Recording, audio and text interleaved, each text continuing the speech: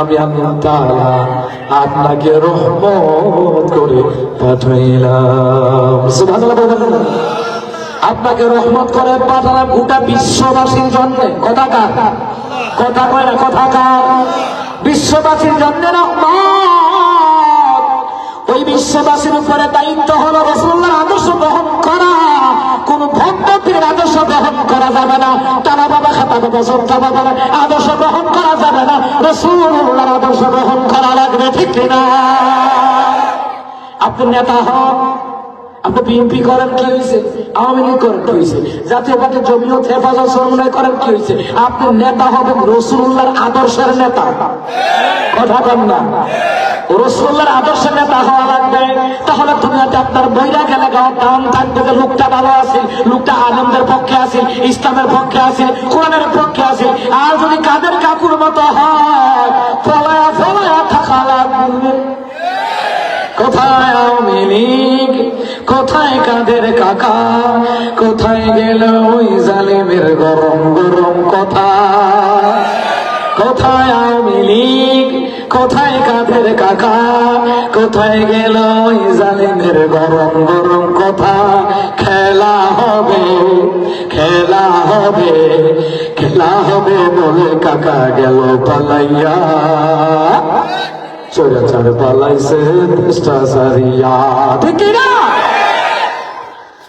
এই যে কাদের কাকু কইল, কোনো কিছু হইলে আলেমদেরকে কইতো খেলা হবে। এই কথা কানে, কথা কানে। আল্লাহ কয় তারা সব পিছা লাইতে আছে। এই দেশের আপামর জনতা আমরাও থাকবো, তুই থাকবি না। আচ্ছা, প্রতিপক্ষ না পারলে আপনি খেলবেন কাল লোকে করতো, ঠিক না? কালকে দেখলাম জুমাবারে তো বৃহস্পতিবারে বিকালে একদম মাইকিং করতেছে, আমি অমুকের বড় ভাই, জাগালয়া দ্বন্দ্ব। শুক্রবারে জুমার নামাজের পরে আমি আমার ছোট ভাইয়ের লগে মারামারি করাম। অনেকে ফেসবুকে দেখছে না, আজকে মিডিয়া তো আইছে, চিন্তা করে হ্যাঁ মারামারি করবো, হয়তো মাইকিং করে মারামারি, ভাইয়ের ভাই মারামারি করবো, দেখছেন নি? আর আমি 3 ঘর উঠাইছি, 3 ঘর উঠে 3 ভাইয়ের দিয়ে দিছি। আর হ্যাঁ ছোট ভাইয়ের লোকে মারামারি করবে, ও মাইক দ্বারা কইলে কত ব্যাগ খোল, দেখছেন নি? নাউজুবিল্লাহ কইতেন না? আমার বন্ধুরা, আমার বাবারা, আপনি নেতৃত্ব দেন যেই দলের হন, আপনি নেতৃত্ব দিবেন হযরত ওমরের মতো। সুবহানাল্লাহ। আপনি তো ওমরের মতন সমাজের নেতৃত্ব দেন, মুসলমান, আপনি দুনিয়াতে একদিন থাকবেন না, কিংবা আপনার ক্ষমতা একদিন থাকবে না, কিন্তু জনগণ আপনাকে শ্রদ্ধা করতে ভুলবে না, বলবে লোকটা ভালো ছিল। কথা কয় না? আর যদি স্বামী মুসলমানের মতো নয়, আপনি মনে হয় যে হ্যাঁ জিবরাইল থেকে শক্তি লিখেছে, হ্যাঁ নাউজুবিল্লাহ কইতেন না? আমার আব্বাজিরা মুসলমান ইমানদারের নেতা হন বা দাঁড়াই, ওমরের মতন নেতা হন, খালিদ বিন ওয়ালিদের মতন নেতা হন, তারা কি নেতৃত্ব দেয় নাই? কথা কয় না? ওনারা কি নেতৃত্ব দেন নাই? নেতৃত্ব দিয়েছেন আমার আব্বাজিরা। এই জন্য মুসলমান ইমানদারেরা, যারা জ্ঞানপাপী, যারা পথভ্রষ্ট, এরা যেন আপনাকে, দেশকে, জনগণকে গুমরাহ করতে না পারে। আল্লাহ তাআলা এই জাতিকে বাঁচাবার জন্য আলেমদেরকে নিয়ামত হিসাবে পাঠাইছে। সুবহানাল্লাহ। অথচ ওই আলেমদেরকে আমরা গালি দেই রাজাকার, মৌলবাদ, জঙ্গি, ঠিক না? আপনারা তো গালি দেন না, আমরা ব্রহ্মের তো আলেম প্রিয়। আমি সারা বাংলাদেশে যেখানে যাই আমি বলি, আলেমদের রাজধানী হলো আমাদের ব্রাহ্মণবাড়িয়া। সুবহানাল্লাহ কয় না? সুবহানাল্লাহ কয় না? কারণ কি এত আলেম ব্রাহ্মণবাড়িয়া কেন? কেন এত আলেম ব্রাহ্মণবাড়িয়া কেন? কিতাবের মধ্যে লিখে, যারা আলেম বিদ্বেষী ওই বংশে আল্লাহ আলেম বানায় না। যারা আলেমদেরকে ভালোবাসে, নিজে কোরআন পড়তে পারে না, হাদিস পড়তে পারে না, আল্লাহ তাআলার পক্ষ থেকে ওই বংশে অসংখ্য আলেম বানায় দেয়। যার প্রমাণ হলো আমাদের ব্রাহ্মণবাড়িয়া জেলা।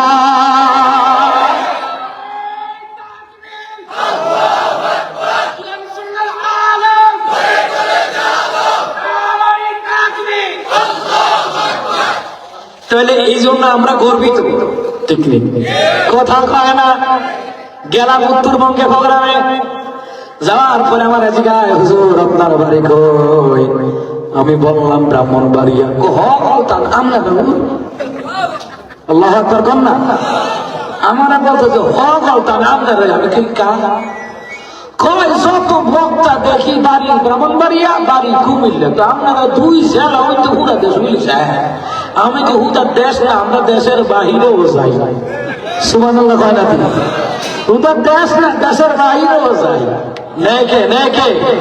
তাহলে বোঝা যায় আমাদের ব্রাহ্মণবাড়িয়া আলেম প্রিয় মানুষ বেশি, এই জন্য আল্লাহ ঘরে ঘরেও এমন আছে আলেম বানাইছে, এমনও আছে। ব্রাহ্মণবাড়িয়া সরাল গেছিলাম, এক পরিবারে একটা বংশে 40 জন হাফেজ আলেম এবং হাফেজ। আল্লাহু আকবার। কে বানাইছে? কে বানাইছে? কিন্তু যারা আলেম বিদেশি এরার বংশে দিয়ে দেখেন আলেম নেই। আল্লাহ তোর কপাল দিতাম না। কথা কন ঠিক কিনা? আমার আব্বাজিরা, আমার বাবারা, ভাইয়ারা, ও মুসলমান ইমানদারেরা, আপনি দেশ চালাবেন কিভাবে চালাবেন এটার পদ্ধতি নিতে হবে কোরআন থেকে, আলেমদের কাছ থেকে জানতে হবে। হাসিনার জীবন পতন হইত না যদি আলেমদের বিরুদ্ধে না যাইতো, বিএনপির লোকদেরকে ফাঁসি না দিত, জামাতদেরকে ফাঁসি না দিত, হেফাজত, জমিয়ত ইসলামী আন্দোলন বাংলাদেশে এদের উপর নির্যাতন না করত, গুম খুন হত্যা না যদি করত, আলেমদের পরামর্শে রাষ্ট্র চালাইলে জীবনে হাসিনা মরার আগে ক্ষমতায় থাকতে পারত। ক্ষমতা তারা যাইতে না, যাওয়ার কারণ আলেমদেরকে কাঁদাইছে, হাফেজদেরকে কাঁদাইছে, অসংখ্য নারীদেরকে স্বামীর মাইরা কাঁদাইছে, সন্তানদের এতিম বানায় কাঁদাইছে। এই জন্য আল্লাহ তাআলা মুসলিমের বদুয়ার কারণে তাদের ধ্বংস হয়ে গেছে। দেশে থাকতে পারে না, ক্ষমতা থাকার পরে। ঠিক কিনা? শিক্ষার জন্য এই কথাগুলি বলতেছি। এটি হচ্ছে আমাদের জন্য নিদর্শন। আল্লাহ বান্দা গত 16 বছর হিসাবটা মিলাইও, আর পরবর্তী তোমরা যারা দেশ চালাইবে হিসাবটা মিলাইও, নাইলে এরা নতুন ও কথা পায় না। কি খারাপ লাগতেছে? আরে হক কথা শুনলে যাদের মজা লাগে, আল্লাহ কয় এরাই মুমিন। সুবহানাল্লাহ জোরে কয় না? আমরা যে মুমিন বুঝবেন কেমনে? যখন হুজুররা হক কথা কয় কোরআন হাদিস দিয়া, যখন হক কথা কয়, যখন আপনার কাছে মজা লাগে, তখন বুঝছেন আপনার ঈমান এখনো বিদ্যমান আছে। সুবহানাল্লাহ বলছেন না? যদি মজা লাগে যে না হুজুর ঠিকই কইতেছে, তাও ঠিকই কইতেছে, মানে আপনার মতো ঈমানের একটা জজবা আছে। সুবহানাল্লাহ বলছেন না?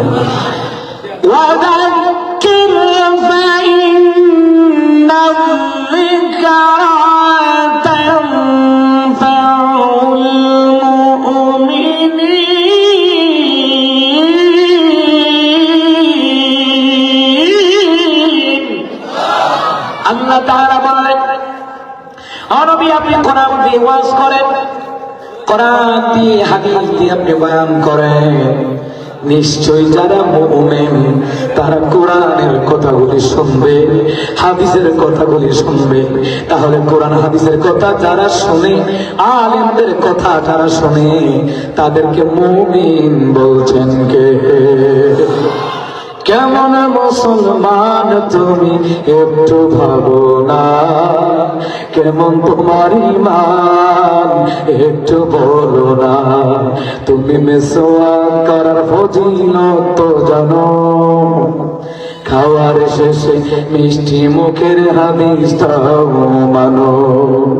শুধু হক কথাটা উচ্চ সুরে বলতে পারো না, অন্যায় দেখি ভারত হয়ে জ্বলতে ধরো না। আপনি যে মুমিন বুঝবেন কেমনে? অসংখ্য উদাহরণ আছে। যদি আপনি অন্যায় দেখেন, যদি আপনার কাছে খারাপ লাগে যে কাজটা তো ঠিক না, আপনি মুমিন। কিন্তু মুসলমান খারাপ কাজে যারা বাধা দেয় না, কিংবা মুখ দিয়েও বাধা দেয় না, তাফসীর ইবনে কাসিরের মধ্যে লিখে নবী আলাইহিস সালাম বললেন কিয়ামতের পূর্বে অসংখ্য মানুষ নামাজি, হাজী, গাজী হবে, কিন্তু ইবাদত কবুল হবে না, কারণ যারা অন্যায় দেখে চুপ থাকে। এই জন্য আলেমরা অন্যায় দেখে চুপ থাকতে পারে না, প্রতিবাদ করে। ওই কাদিয়ানির বাচ্চারা কাদিয়ানিরা আমার নবীর শেষ নবী মানে না। কিন্তু এই দেশের সরকারের কাছে আমরা এত আন্দোলন করার পরে কাদিয়ানিদেরকে কাফের ঘোষণা দেয় না। তোমরা দেওয়া লাগবে না, আল্লাহর পক্ষ থেকে দলিল হলো কাদিয়ানিরা কাফের, কাদিয়ানিরা কাফের, কাদিয়ানিরা কাফের। ঠিক কিনা? যত আন্দোলন করি আন্দোলনে কাম কথা কয় না। উত্তরবঙ্গে আসিয়ারে যে দর্শন করলো তার তালু, হ্যাঁ তাই তাল তো ভাই, এরপরে তালুর করে তালুর ভাই বেড়াতে মিল লেগে দর্শন করে মেয়েদের মানলো। আমরা যে সারা দেশে আমরা আন্দোলন করলাম, ফেসবুকে, ইউটিউবে, টুইটারে বিভিন্ন ভাবে প্রতিবাদ জানাইলাম, আর ফাঁসি দিত তারা জেলখানা রাইতে রাইতে খাওয়াই খাওয়াই তার জীবন লম্বা করবো। এই দেশে কোনো কালে নাস্তিকদের ফাঁসি হয় না, দূষণকালে ফাঁসি হয় না, খুনিদের ফাঁসি হয় না, ন্যায্য বিচার এই মুসলিম জনতা পায় না। এই জন্য ইসলামী শাসন ব্যবস্থার দরকার। কথা বলতে এছাড়া হইতো না, কাম হইতো না। আন্দোলন কইরা মা দিত লেজাইতে আমরা এটা কাম হইতো না। বাজি অক্ষরে আন্দোলন করতে করতে খবরও যাইলাম, খবর দিয়ে আবার আল্লাহ তুলে দেখাম কি হবা আমার ঘরের ঘরের আন্দোলন করতে আছে, কিন্তু এটা কাম হইতেছে না।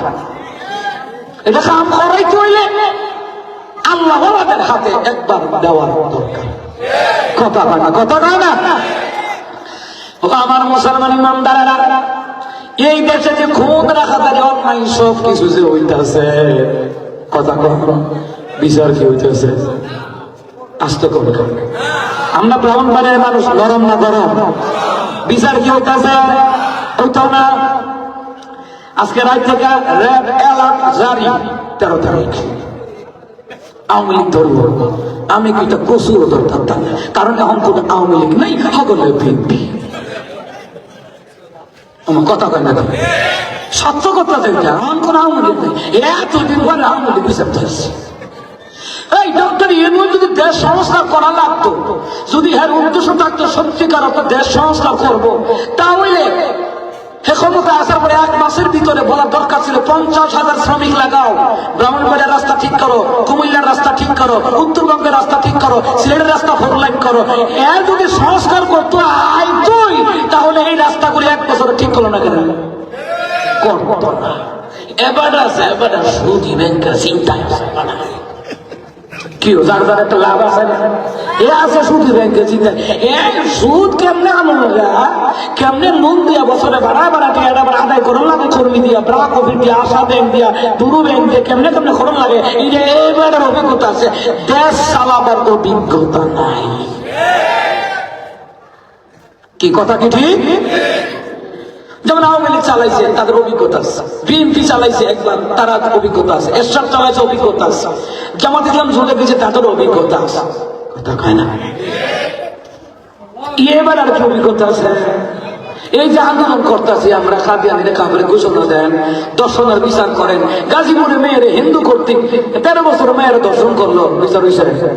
যদি কোন হিন্দু বাড়ি দর্শন হইতো, নারীবাদীরা উলঙ্গ হইয়া শাহবাগে নাইমা লাইতো। কথা কোন ঠিক কিনা? ও হন্তাইরা কই গেছে হারাম জাতিরা, এটি তাসলিমা নাসরিনের উত্তরসূরি। ও কথা কয় না, চিন্তা করছেন নি? এরপরে কয় দেশ থেকে অপরাধ মুক্ত করবো, করবো কেমনে? থাকতা না, থাকতা না, চিরে থাকতো না। যারা অপরাধ করুন না, কর্মী আছে দেশ আসেনি। আচ্ছা ফলাইছে না, 10,000 ফলাইছে, তো কোটি কোটি কর্মী রয়েছে, এটি কিনা করবা? পুলিশ ডিপার্টমেন্টে আছে, নৌবাহিনী, বিমান বাহিনী, আনসার, ডিবি, এনএসআই, র্যাব বাহিনী, বহুগুলি ডিপার্টমেন্টে লোক আছে, ভারতের রয়ের এজেন্ট আছে। এটির ভিতরে একখানি সংস্কার করবা। ঘরের ভিতরে ইঁদুর রেখানি হইতেছ, বেড়া ঠিক করে দিছি, কিছু হইতো না। আমি 1 সপ্তাহ করে বেড়া ডুবুয়ে করেছি। কথা কানা, কথা কানা। আচ্ছা আপনারা অপরাধী, এই যে প্রথম আসার পর হইতে সত্যিকার অর্থে যারা অপরাধী, এদের বিচার করার দরকার আছে। দরকার ছিল না? এটা আমার কথা না, আল্লাহর কথা। আল্লাহ কোরআন কইছেন এটা। অনেকে তো রাজনীতির কথা না, রাজনীতির বুঝেন, রাজনীতি আলেমদের কাছ থেকে শিক্ষা নিয়ে। আল্লাহ তাআলা বলেন, وَمَن لَّمْ يَحْكُم بِمَا أَنزَلَ اللَّهُ فَأُولَٰئِكَ هُمُ الْكَافِرُونَ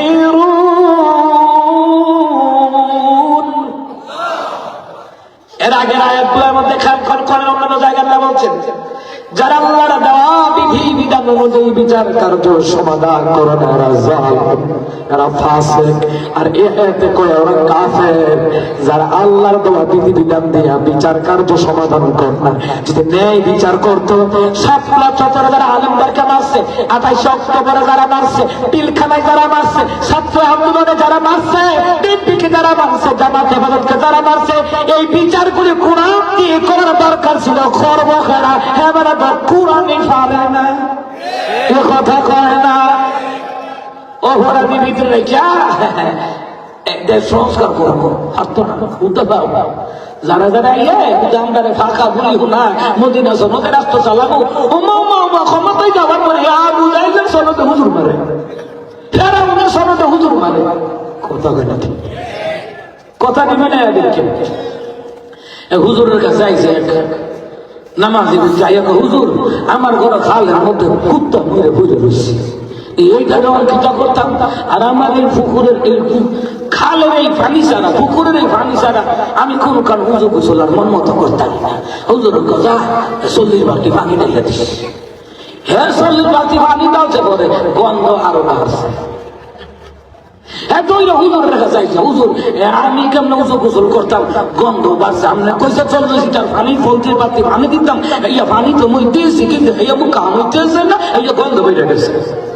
হুজুর কুত্তা মারা ফালাইছে, না কুত্তা মারা ফালাইছে, এর বেকুব আগে কুত্তা মারা ফালা ফালাইয়া সেই না, এটাকে শুকনা করিয়া নতুন করে পানি ডালবি, তাহলে পবিত্র হইতে পারবি। সুতরাং দেশ সংস্কার হতে হলে অপরাধকে বিচার করা লাগবে, বিচার করার পরে নতুন করে প্রত্যেক ডিপার্টমেন্টের লোক নিয়োগ দিতে হবে, তারপরে দেশ সংস্কার হবে, তারপরে দেশের মধ্যে অন্যায় মারামারি খানাখানি কমবে। মোল্লা করে শিখাইতে রাজনীতি কারে কয়, এইটি রাজনীতি। ওই 1 বছর পরে বিচার তো আছে আওয়ামী লীগ ধরল, ওই শুনি কথা। এটা 1 বছর পরে এটা আওয়ামী লীগ বিচারে লাভ নাই। সকলে কেউ সিল্লাপ গেছে গা, কেউ বিনপু হয়ে গেছে গা, কেউ জামাত হয়ে গেছে গা, কেউ হেফাজত হয়ে গেছে গা। গিয়া দিলেন বিশ্বাস না করলে নয়ন ভাইয়ের মতন আর কি দাঁড়িয়ে তারা রাখছিল।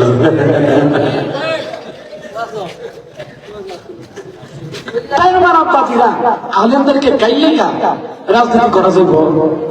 আলেমদেরকে কিন্তু এই দেশের অনেক জনগণ আছে কোরআন হাদিস ভালো করে পালন করতে পারে না, কিন্তু আলেমদেরকে বড় ভালোবাসে আছে না। আমার আল্লামা মরহুম জুবারক আনসারী হুজুর একটা ওয়াজ করেছে।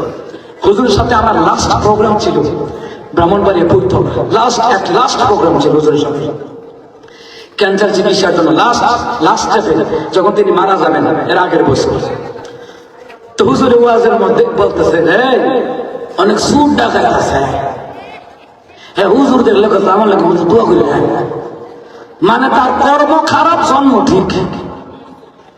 আবার কিছু লোক আছে হুজুর গালি দেয়, এর কর্ম যত ভালো হোক, জন্মের ঠিক নাই। এই জন্য আলেমদের কোনো কথা ফালাইয়া দিয়ে না। ওয়াজে বেনজির কিতাবের মধ্যে আমরা ছোট্ট একটা হাসিয়া পড়ছি, ছোট্ট একটা, যে ফিআলুল হাকিম লা ইয়াহমিলু আনিল হিকমা, যে জ্ঞানী ব্যক্তির কোন কাজ অযুক্তির নয়, খুঁজে দেখো এগুলোর মধ্যে যুক্তি লুকাইতে আছে। সুবহানাল্লাহ করেন না? আচ্ছা আব্বাজিরা, আচ্ছা আপনি দল করেন তো কি হয়েছে, এর লাগে হুজুরের গাইলেইয়া তারেক জিয়ারে খুশি করুন যাইব। কতক্ষণ চোর মনে হুজুরে কইছে, এই নয়ন সাহেব কইছে যে নেশা করে গাঞ্জা খাই কি নাই, এর লেগে তারে তো তারা নমিনেশন দিছে না। এবারে জানে যে অতিভক্তি সুরের লক্ষণ, তোর মতন লোক দল থাকলে আমার দল ধ্বংস হইবে। কথা কুমিল্লাতে আজকে সকালের ঘটনা, আমি তো কালকে প্রোগ্রাম করে কুমিল্লায় ছিলাম, এই কুমিল্লা থেকে কিন্তু আমি আইছি ফোন দিয়েছে, হুজুরে এই অবস্থা, আপনার বিপদের অবস্থা, আমার ব্রাহ্মণবাড়িয়া জেলা বুঝেন নাই। তো যাই হোক, আর প্রোগ্রাম সিস্টেম করে দিয়ে স্টেম করে যাক আইসি, আলহামদুলিল্লাহ কয় না আইসি যে বেজার হয়েছে মনে হয়। আমার জেলারও তো একটা সম্মান আছে না। আচ্ছা যাই, কষ্ট করে আইসি, এই কষ্টের প্রতিদান আল্লাহর কাছেও চাইতে হবে।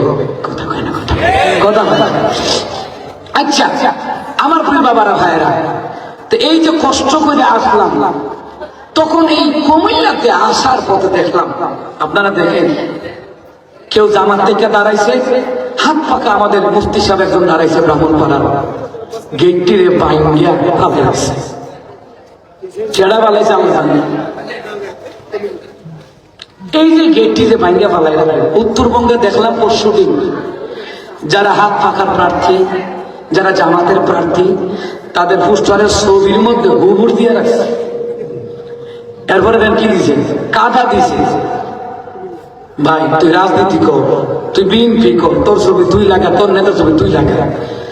হুজুররা রে দূরে রাখা হাসিনার মতন 16 বছর না 40 বছরও থাকতাম না।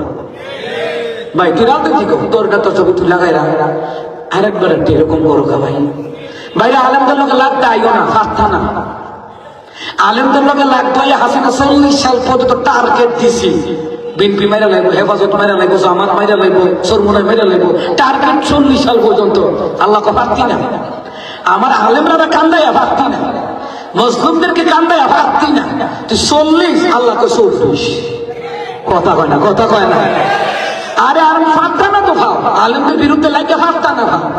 আলেমরা চিরকাল ক্ষমতায় না যাক আফসোস নাই, কিন্তু আলেমদের বিরুদ্ধে গাইলে তুমি ক্ষমতায় যাইবা, ফাঁকতা না। কথা কয় না, ফাঁকতা না। যেটা লাগতো কিন্তু তো ভাব না। বউ জামাইরা ফোন দিছে, হ্যালো আসসালামু আলাইকুম। ওয়ালাইকুম আসসালাম। কিতা অবস্থা বিবি? আমার ফোন দিয়া ও কিতা লিখে ফোন দিতাম না, তোমার বাতি যারা শেয়ার, তোমার বাতি যা শেয়ার মানে গুলারে বুঝো, এর নাক মুখ ফাটে লিখছে। জামাই উত্তর দিছে, দেখতেই বল বাতিজাটা কার? বাতিজাটা কার? এরপরে বলি ঠিক আছে, বাতিজা কার বুঝছি। এরপর একটা হইল ভাও, এরপরে কিটা তোমার বাতিজাতে মারছে না। এরপরে চেয়ারম্যানের গোষ্ঠীর লোক আইয়া তোমার বাতিজার হাত হাসপাতাল পাঠাইছে। কইছে কাটা চাই তুমি? আমার কথা উদাহরণ এইটা। দুনিয়াতে আপনারা গাইলে গেলে পারবা, ক্ষমতা চিরকাল থাকতে পারবা না, ভাবতা না, লাগতে আইও না। ফেরাউন নমরুদের মতন পতন হবে, হাসিনার মতন পতন হবে। হুজুরের বিরুদ্ধে লাইকা লাভ নাই, ভাবতা না, তা বলতো না। কারণ তাদের সম্পর্ক তাহাজ্জুদের মাধ্যমে আল্লাহর সাথে হয়, আল্লাহর সাথে হয়। কথা করতে কিনা এই জন্য ভাই তোমার দল তুমি কর, ইসলামী দলের গোটাইতে যাবে না। তার আম্মা বলা তাদের সিনার মধ্যে এলেম আছে। কথা কার? কথা কয় না, কথা কার? আল্লাহ। তাদের সিনাটার দাম আসেনি। এই যে আমি আপনারা এখানে অনেকে আছেন বিজয় করে মানুষ, সূরা ফাতিহা মুখস্থ পারেননি সবাই তো ইনশাআল্লাহ পারেন। এই মুখস্থ রাখার জন্য সিনার মধ্যে ক্ষমতা দিছে কে? সুবহানাল্লাহ কইতেন না? এই সিনাটার দাম আসেনি। আপনি চিন্তা করেন, শুধু সিনাটা না, শুধু সিনাটা না, সিনাটা তো আছে। কোরআন ওয়ালাদের সাথে হাত মিলাইলে আল্লাহ কয় যা তোর গুনাহ মাফ করে দেয়। কোরআন ওয়ালাদের সাথে মুসাফা করলে ইয়াগফিরুল্লাহু লানা ওয়া লাকুম। সুন্নিকার বার্তা। এই জন্য আব্বাজিরা দল কর, বাধা নাই। তাহলে আলেমের বিরুদ্ধে গিয়ে আলেমরাও করো, তোমরাও করো, জনগণ যারে বোঝে ভর্তি হবে। আচ্ছা কথা কি ভুল বলছি? কিন্তু একজন আরেকজনকে অপবাদ দিয়া আব্বাজিরা এই কাজটা করার দরকার নাই। আল্লাহ তাআলা বললেন, হাবিবুল্লাহ শুনেন, তাফসীর আল-আলাম শরীফের মধ্যে এসেছে, আল্লাহ তাআলা বললেন, হাবিবুল্লাহ এই কোরআন কারীম মুখস্থ করার জন্য বারবার আপনি তিলাওয়াতের কোন দরকার নাই, বারবার কোন দরকার নাই। ওগো রাসূলুল্লাহ, জিবরাইল আলাইহিস সালাম আপনাকে শোনাবে, আপনি মাত্র শুনবেন। আপনি শ্রবণ করা মাত্রই আমি আল্লাহ তাআলা গোটা কোরআনের আয়াতগুলি আপনার সিনার ভিতরে আমি আল্লাহ তাআলা গেঁথে দিব। আপনি চিন্তা করেন, আপনার দেহের ভিতরে আপনি 5টা সূরা হন, যে যতটা সূরা মুখস্থ পারেন বুঝা রাখেন তার সিনাটার বড় দাম। আর যারা আলেম হাফেজ কোনো কথাই নাই, তারা নবীর পরে মর্যাদা রাখে। কারণ আল্লাহ তাআলা রাসূল বলেন, ইন্নাল উলামা আরাফাতুল আম্বিয়া, নিশ্চয়ই আলেমগণ হচ্ছে নবীদের ওয়ারিস। সুবহানাল্লাহ বলেন না? এই জন্য আলেমদের হাতে হাত রাখলেও গুনাহ মাফ করে দেন কে? কথা কয় না। মুআনাকা করলে গুনাহ মাফ করে দেন কে? আমার আব্বাজিরা, ও মুসলমান ইমানদারেরা, ভালো করে কান লাগা।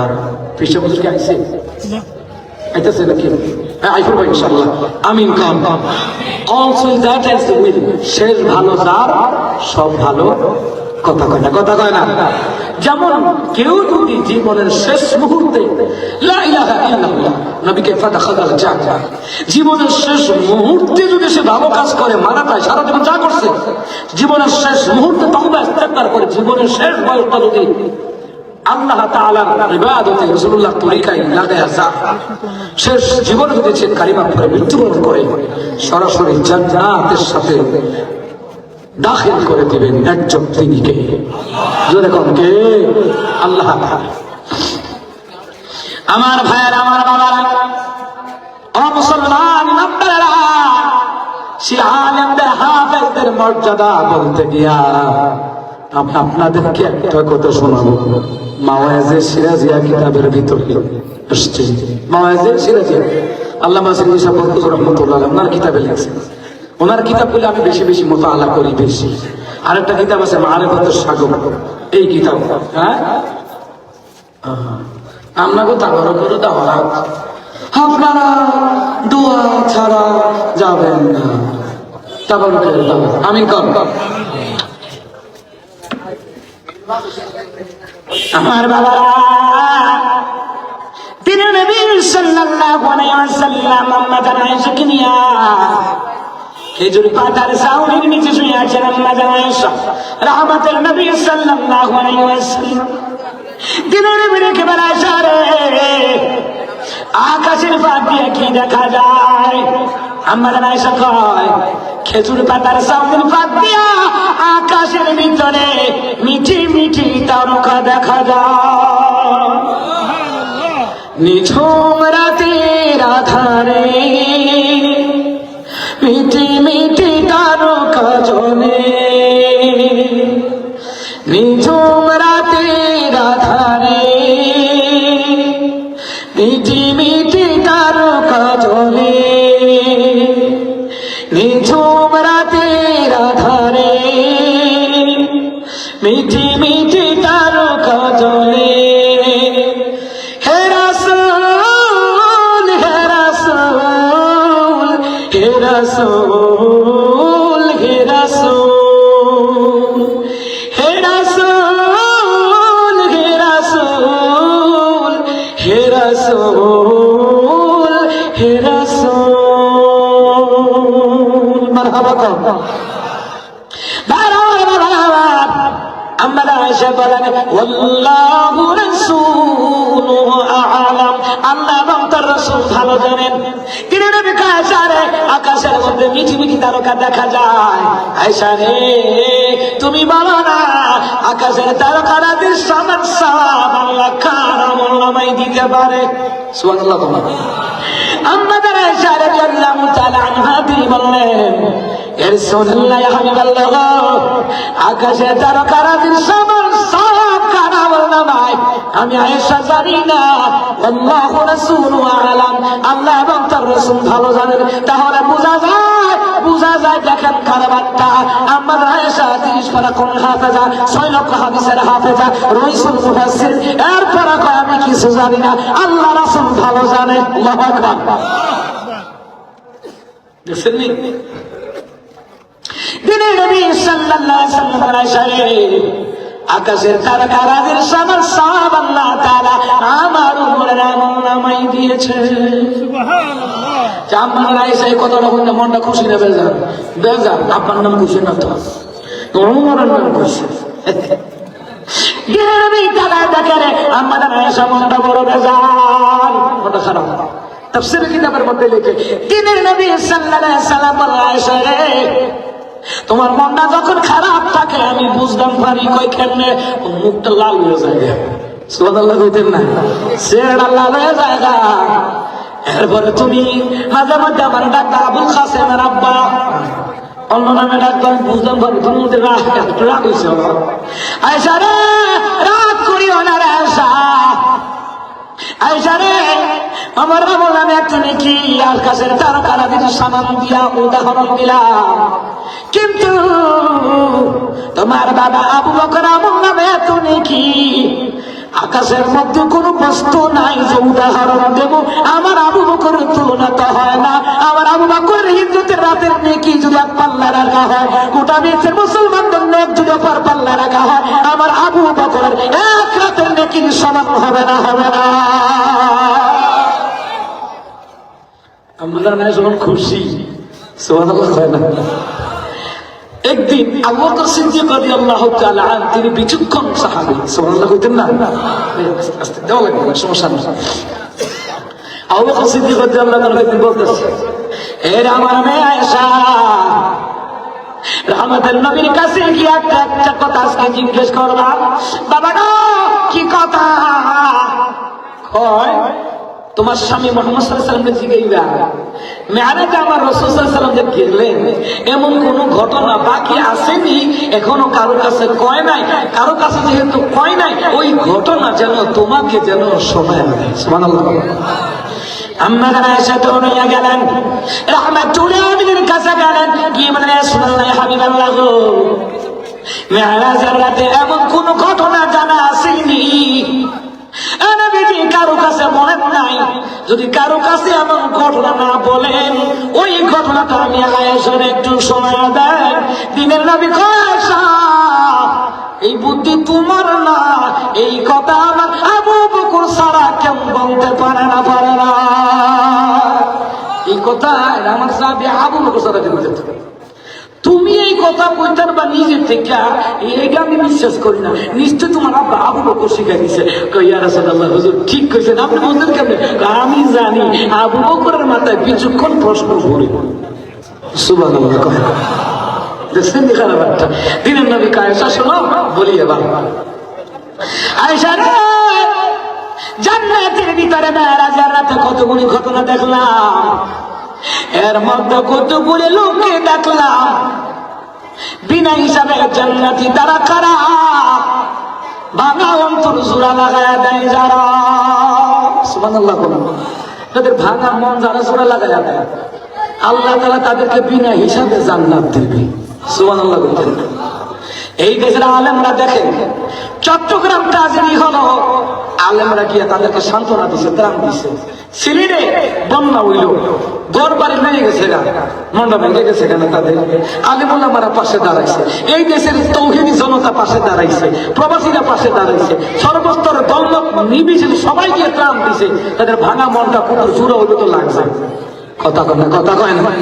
কারো মাল মারা গেল, সন্তান মারা গেল, বাবা মারা গেল, সান্ত্বনা দেয়, কাঁদিস না, আমরা আছি, অসুবিধা হইলে কই, তার মনটা একটু শান্তি পাইছে, পাইছেনি, মন থেকে যে দুয়াইছে। আল্লাহর নবী কয় এই যে তাদের ভাঙা অন্তর যারা জোড়া লাগায় দেয় এদেরকে আল্লাহ বিনা হিসেবে জান্নাত দিবে। আয়েশা, এটা আমি জান্নাতের ভিতরে আমি দেখেছি। সুবহানাল্লাহ। আম্মাদার আয়েশা দেরি করে নাই, দৌড়ে গেছে, ওই যে আব্বা কইছে তো, সুবহানাল্লাহ কইছেন না, আব্বা কইয়া দিছে না। আব্বার নাম কি? হযরত আবু বকর সিদ্দিক রাদিয়াল্লাহু তাআলা তারা গেছে, বাবা গো, এ বাবা, রহমতের নবী জিজ্ঞাসা, এমন কোন ঘটনা আছে সাহাবীদেরকে বলেন নাই, কাউকে বলেন নাই, একমাত্র আপনার কাছে জমা আছে, আমার কাছে শুধু বলবেন। আব্বা আপনি যেমনি শিখে দিচ্ছেন আমি আমার স্বামী রাহমাতুল্লিল আলামিনকে ওইভাবেই বলেছি। সুবহানাল্লাহ কইতেন না? তখন আপনি কি তো কইবেন, মানে আমার কাছে আবু বকর বউরে কয় তোমার আব্বারে কইয়া 2 লাখ টাকা যৌতুক দিতে হবে। এটা কোন দেব? কথা কয় না, কথা কয় না। মুসলমান ইমানদার, এ মুসলমান ইমানদাররা, আমরা আয়েশা বলার পরে আয়েশা বলে, বাবা গো, রহমতের নবী বলেছেন যারা মানুষের ভাঙা অন্তর জোড়া লাগায় দেয় আল্লাহ তাদেরকে বিনা হিসাবে জান্নাত দিবে। সুবহানাল্লাহ। জান্নাত আল্লাহ আবু বকর সিদ্দিক এই কথা শুনে শুনে কাঁদে। এ মুসলমান ইমানদারেরা, যিনি জান্নাতের টিকিট প্রাপ্তকারী সাহাবী আবু বকর সিদ্দিক রাদিয়াল্লাহু তাআলা, সংক্ষেপ করে বলে আপনার জান্নাতের দরজা থেকে ডাক আসবে যেই সাহাবীর জন্য তিনি হচ্ছেন আবু বকর সিদ্দিক রাদিয়াল্লাহু তাআলা। দেখেন কেমন দামি সাহাবী।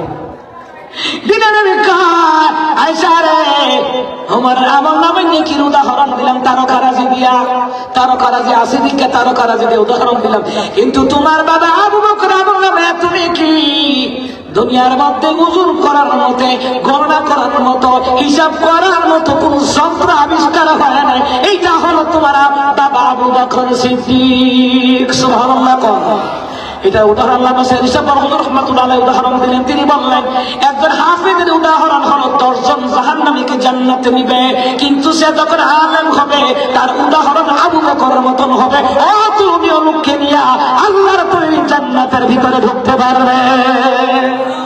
কিয়ামতের ময়দানে আলেমদের সাথে সহবতে থাকলে আল্লাহ তাআলা ওই আলেমদেরকে আল্লাহ তাআলা আপনাকে সুপারিশ করে জান্নাতে নিয়ে যাওয়ার পারমিশন আল্লাহই দিবেন। সুবহানাল্লাহ কইতেন না? এই জন্য আলেমদের সাথে মহব্বত রাখার দরকার আসেনি? কোরআন ওয়ালাদের সাথে মহব্বত রাখার দরকার আসেনি? না আমার দেশে যারা ভণ্ড এরা আপনার করে কইব ওয়াহাবির লগে যাইছা, অমুকের লগে যাইছা, খারেজের লগে যাইছা, এদের কাম হইছে দ্বন্দ্ব লাগানো। এই দ্বন্দ্ব লাগানোদেরকে সাহায্য করার জন্য আল্লাহ ব্রাহ্মণবাড়িয়াতে বড় বড় আলেম পাঠাইছে। কথা কয় না? আমার ড্রাইভারে কইছে যে হুজুর আমরা ব্রাহ্মণবাড়িয়া তো বড় বড় আলেম তুই বড় বড় বেদাতি আছে। আমি থাকবো না? ফেরাউন জিহান মুসা থাকবো না? সুবহানাল্লাহ কয় না? ফেরাউনের মতন কাঁদতে পারে সোজা করতে হইলে মুসার মতন একজন নবী লাগবো, গরম নবী লাগবো। সুবহানাল্লাহ কইতেন না? তা আমি উদাহরণ দিয়েছি এমনি। আমি কই যা আবু জাহেল জানো এখানে আল্লাহর নবী থাকবো না? আর মুসানের মতন কাজদাব যেখানে এখানে ওয়াহশী থাকবো না? সুবহানাল্লাহ কয় না? আরে যেখানে ভণ্ড বেদাতি আছে ওখানে বড় বড় আলেম থাকবো না? না থাকলে তো সবাইকে গোমরাহি বানায় দেবে। কি খারাপ লাগতেছে? আল্লাহ পছন্দ করে আলেম হয়। মুসলমান মুসলমান এই আলেম তৈরি করার কারিগর হয় মাদ্রাসা। এটা বিজয়নগরবাসী ধন্য। যত মাদ্রাসা আছে আপনাদের জন্য নিয়ামত, যত মসজিদ হয় আপনাদের জন্য নিয়ামত। এলাকায় বাতিজা আলেম, সন্তান আলেম, পাড়াপড়শি আলেম, বংশের আলেম, এইটা আল্লাহ পাক আপনার প্রতি অনুগ্রহ কইরা আল্লাহ আলেম বানাইছে। ওই আলেমরা কিয়ামতের ময়দানে আলেমরা থাকবে নূরের মিম্বরে। সুবহানাল্লাহ। আলেমরা কই থাকবো? নূরের মিম্বরে। লিল উলামা ইয়াওমাল কিয়ামাতি আলা মানাবির মিন নূর। কিয়ামতের ময়দানে এক একজন আলেমদেরকে নূরের মিম্বরে জায়গা দিবেন কে? এই মাদ্রাসা। আচ্ছা সত্যি করে এরকম এই মাদ্রাসার হাফেজ আলেম এদেরকে দেখে কি মায়া লাগে? কথা কেন মায়া লাগে?